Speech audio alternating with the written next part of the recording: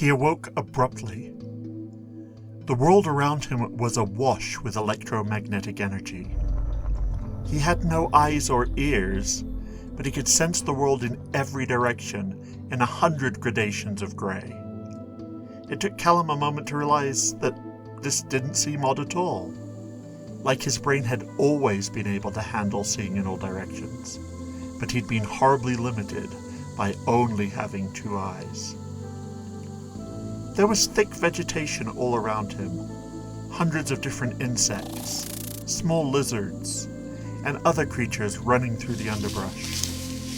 Nothing was sharp, but he could sense movement clearly, and temperature, the slight differences between the creatures and their surroundings.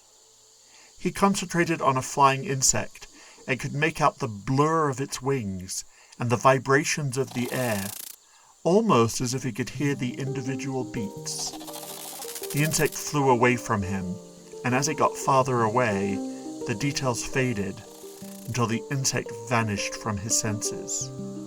6 meters, he thought to himself. I can only see about 6 meters, although, with the thickness of the plants around him, he could only see a fraction of that in most directions. Why aren't I freaking out? He wondered. Something about whatever transformation he'd gone through had also made him accept that transformation. Like all the drones his father and associates had genetically engineered, and then drugged into believing they were happy with whatever role they'd been shoved into. Callum tried to get angry about whatever the Markovian brain had done to him, but it just wouldn't happen. Whatever I am, perhaps I can't get angry? Can I be sad? Happy? Anything? He didn't know, but at the very least, he definitely felt the need to be angry, which was a start. And he still couldn't move. He tried, but there was nothing to move. No arms, no legs. Well, there was something. He concentrated and saw a dozen dark grey tentacles shoot from him, stretching out about 1 meter. He could wiggle them slightly, but that was about it.